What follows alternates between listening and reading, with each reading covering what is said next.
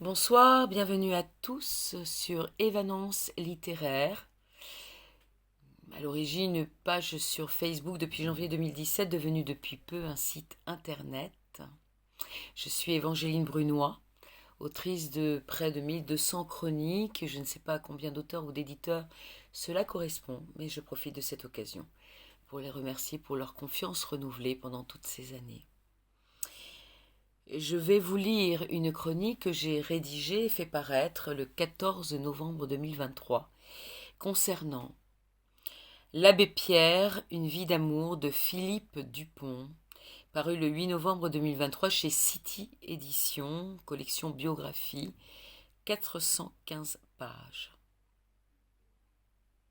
Événement. La biographie intime de l'Abbé Pierre alors que sort le film L'Abbé Pierre, une vie de combat et avant le cinquantenaire de l'appel de février 1954.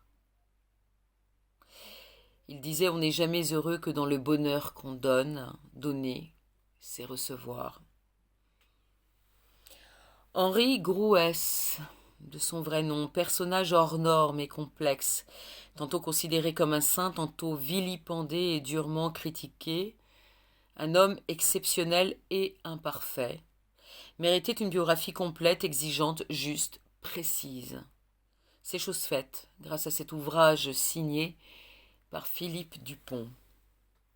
Tout le monde connaît l'abbé Pierre, devenu l'ange des pauvres, la voix qui s'élève pour rendre la parole aux plus humbles, l'auteur d'un appel célèbre et aujourd'hui malheureusement encore d'actualité du 1er février 1954. Il serait réducteur de s'en tenir à cela.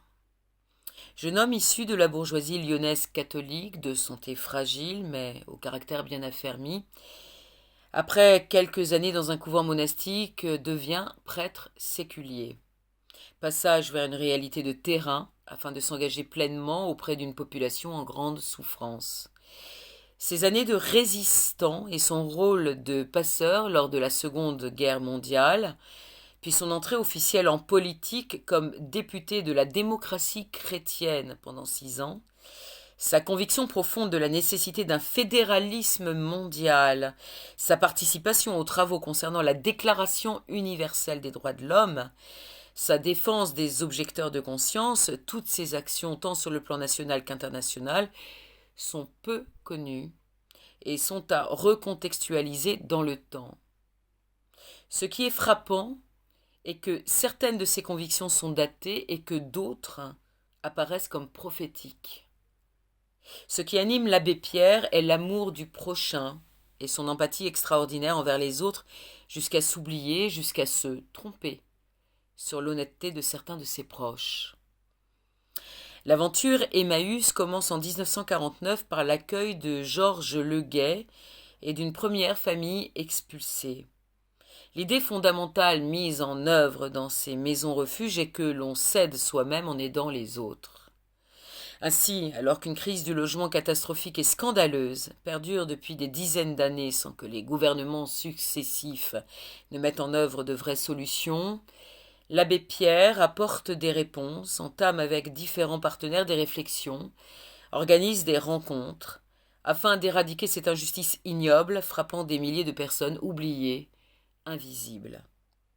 Philippe Dupont décrit avec un luxe de détail l'organisation interne d'Emmaüs, les opérations diverses et ingénieuses trouvées pour financer les différents projets de construction ou d'amélioration des habitats.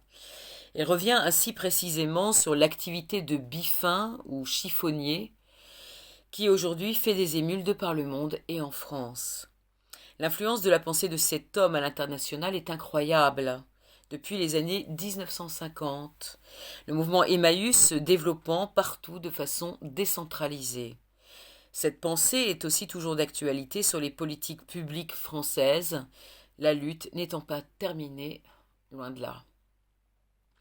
Philippe Dupont est également critique et impartial lorsqu'il revient sur les erreurs de gestion, d'administration de l'abbé Pierre, sur sa naïveté quant à certains de ses proches délinquants notoires, ou l'engagement de sa parole sans réflexion réelle sur des sujets extrêmement délicats tels la Shoah, voir le chapitre 11 dédié à la navrante affaire Garaudy. Oui, l'abbé Pierre est imparfait, faillible. Il a eu la chance d'être entouré de fidèles remarquables, le protégeant des autres et de lui-même, parfois, faisant fonctionner Emmaüs, permettant à cette organisation de s'étendre là où les pauvres gens appellent à l'aide. L'action personnelle et unique en 1949 d'un seul citoyen rayonne maintenant dans le monde entier. Combien de vies sauvées grâce à cet homme aux convictions chevillées dans un corps souffrant et fragile. Jusqu'à la fin, il fut de tous les engagements, malgré sa santé déclinante, la douleur physique insoutenable, un organisme à bout de force. Cette remarquable biographie est essentielle. Elle nous rappelle qu'agir même à un niveau individuel n'est pas inutile, que les fleuves sont formés de milliards de gouttes d'eau, qu'il ne faut pas écouter ceux qui veulent nous décourager par leurs discours anxiogènes, que le mot impossible est impropre, inacceptable.